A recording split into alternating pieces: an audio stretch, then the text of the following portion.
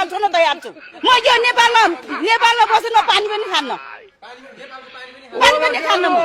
नेपाल छोड्न तयार म तयार यो पालि बालेन शाहले जित्यो भने म यो देश छोड्न तयार छु यतै जानुस् काठमाडौँबाट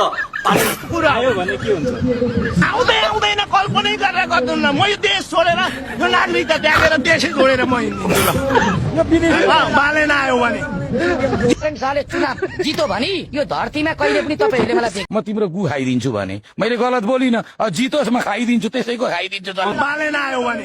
म यो देश छोडेर यो नागरिकता त्यागेर देशै छोडेर म हिँडिदिन्छु ल बालेनले जित्यो भने झापामा कान काटेर म टिचिङ हस्पिटलमा टाका लाउँछु यो पालि बालेन शाहले जित्यो भने म यो देश छोड्न तयार छु यतै जानुस् बालेनले जित्यो भने म यो